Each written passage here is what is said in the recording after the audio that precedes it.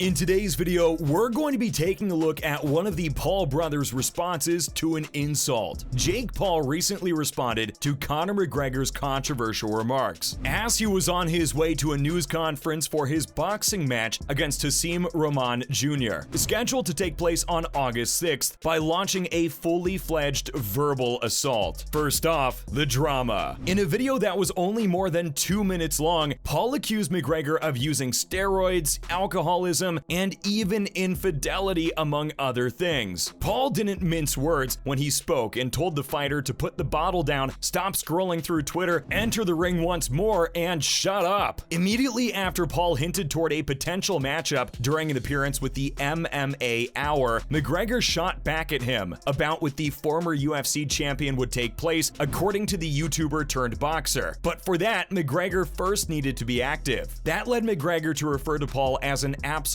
nobody who had sold only 70,000 pay-per-view subscriptions throughout his extremely brief boxing career. Quite the brutal retort by the fighter, but many have begun to speculate if this is in fact fear being tucked away by the fighter. Secondly, Paul continues to stir the pot. When McGregor first appeared, Paul yelled at him to simply stop using trenbolone steroids and start taking bouts. He referred to McGregor's lone victory over the now retired Cowboy Cerrone in the previous calendar year. He retrieved video of McGregor's 6th fight and compared it in some depth with his August 6th Madison Square Garden reservation. Afterwards, he also compared the financials surrounding the fight, using McGregor's own figure of a $150,000 compensation check for his 18th bout, in contrast to what he claimed was a $15 million paycheck for a rematch with Tyron Woodley last year. The difference is staggering and impossible to ignore. Maybe with all this time being out of commission and out of the public spotlight, McGregor is looking for a big payday of his own. Paul was just dishing out hot take after hot take when it came to the Irishman, claiming that McGregor has a lot to say about him while he shares hookers with Dana White and not stepping up to the ring to face him. Paul tried to position himself as a fighter with a conscience when he said he's also sharing millions of dollars with underpaid boxers and giving them the biggest payday of their lives. The camera then zoomed in on an unidentified woman and what appeared to be Conor McGregor lying in bed. He said that he knows pretty well that the PR team is attempting to bury this video, so he's sorry. Clearly sarcasm. Coming up next, Paul's all about that money. McGregor is hardly the first person to merit a professionally made Paul video. After White ruled out a confrontation between Paul and McGregor, he became the subject of a video and an entire diss track that took many by surprise. White recently seems to have changed his mind on the influencer, stating Nate Diaz ought to definitely challenge Paul. Paul responded by offering to face Diaz in the UFC for free in exchange for White increasing the compensation of lower-level competitors. White anticipates that McGregor, who is currently back in modified training after breaking his leg in a brutal bout against Dustin Poirier at UFC 264, will be fully cleared to fight and able to compete before the end of the year. Paul will compete in his 6th professional ring match up against Hasim Rahman Jr. as he attempts to make sure that his boxing match against Hasim Rahman Jr. makes it to fight night without incident. Jake Paul already has a lot on his plate. Paul is not, however, disregarding his long-term objectives in light of this. An eventual tango in the ring with Conor McGregor has been at the top of Paul's wish list ever since he went and decided to devote his life to professional boxing. And nothing's changed in that regard in recent years either, as we've clearly seen. It must take place. Why not? Paul stated on the MMA Hour on Monday, saying that the two of them are businessmen, and that's $75 million to $100 million for the both of them if this deal goes through. Math is easy for Paul. Two of the biggest names in combat sports are him and McGregor. The most profitable mainstream crossover battle since McGregor and Floyd Mayweather set records in 2017 may transpire from a bout between the two of them. McGregor has been sidelined since sustaining a severe leg injury in his July 2021 rematch with Dustin Poirier, but he has continued to follow the action closely. His name is frequently brought up without him responding or chiming in any way. The show on Monday was also no different. Paul's prediction was met by McGregor's frank dismissal of him as a failure and a complete nobody, as we've seen, so only time will tell whether the recovering athlete will be taking Paul up on his offer. Now time for some other news. First First off, a hot new diss track dropped. The Dana White and Jake Paul diss track has arrived. Paul published the song on Friday via his YouTube page after earlier this week previewing the release of a new rap directed against the UFC chief. Before Paul starts to rap, Chris Cyborg, the current Bellator champion and a former UFC champion, makes a brief surprise appearance in the music video. Several notable fighters, including Conor McGregor, to whom a significant portion of the song is dedicated, Jorge Masvidal, Nate Diaz, and Khabib Nurmagomedov, as well as White's close friends and business partners Lorenzo and Frank Fertitta, are also targeted in the song's lyrics in addition to White. With the catchphrase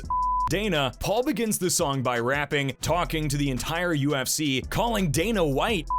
Other lyrics contain a number of verbal jabs against White and McGregor. Paul has established himself as a divisive figure in the world of combat sports when he decided to pursue a professional boxing career. The YouTube sensation has an impressive record as a professional, including knockout wins against former MMA champions Tyron Woodley and Ben Askren. These crossover matches put him in White's radar, and Paul has taken advantage of the attention to demand for better pay and working conditions for fighters, particularly in the UFC. Secondly, silencing rumors. In the hours leading up to their short-notice headliner at Madison Square Garden, Hasim Rahman Jr. denied pressuring Jake Paul for extra money. Rahman Jr., who claims he'll be the lowest-paid Paul opponent, didn't dispute, though, that he was unhappy with the salary he had agreed to get for the fight on August 6th. A certain provision that limits him to 210 pounds on fight night, according to the former YouTuber, is another way that Paul allegedly tried to stack the deck against him, according to Rahman Jr. Rahman Jr. said at the news announcement held at Madison Square Garden that this is really a great opportunity. Paul later stated on Monday that Rahman Jr.'s agent requested a significant raise after signing the initial deal, putting the August 6th fight in doubt. The New York State Athletic Commission, which will oversee the contest, refused to disclose the official pay or contracts of its fighters. Rahman Jr., a previous sparring partner of Paul's, embraced the opportunity to humiliate Paul and get a victory after losing to Kenzie Morrison in April for the first time as a professional. The heavyweight boxing champion's son quipped that facing the 5-0 Paul, who has less than half of his 12-1 professional record and no amateur experience to compare to his 21-bout ledger, was almost like fighting any amateur today. Rahman Jr. alleged that footage from a prior sparring session with Paul, which was made public after he was announced as Tommy Fury's backup opponent, was negatively edited and omitted the social media sensation turning and running in the ring. Paul said that his team had video evidence to the contrary. Rahman Jr. asserted that Paul's trainers had instructed him to avoid fighting in his natural southpaw posture and to limit the usage of his left hand to sparring sessions. Lastly, Tommy Fury contradicts father regarding the bout with Paul. Tommy Fury has addressed allegations that he is unfit and unprepared for his bout with Jake Paul. This comes after his own father, John, who said his son was overweight and not really in training, agreed to the revenge bout. According to John Fury, Tommy wasn't actually in the gym per se. He said he was too busy with these travels and other responsibilities to get the time to take a look properly. But he found out that everything was wrong as soon as he paid attention. Since then, Tommy has refuted the allegations and maintained that the only reason he decided not to confront Paul was because of his travel ban from the US. The two boxing rivals had agreed to meet twice, but Fury pulled out of both fights. A difficulty with his travel authorization to the US caused him to withdraw from the pay-per-view fight on August 6th. After Fury, 23, was unable to address the situation in time, Paul, 25, agreed to fight Hasim Rahman Jr., 31, in Madison Square Garden in New York. The son of the previous heavyweight champion, Rahman Jr., who won his first 12 matches, including 6 by way of knockout. He did, however, suffer his first defeat back in April. That's a wrap for this video. How do you feel about Paul's hot takes directed toward the Irishman? Let us know in the comments below. See you in the next one.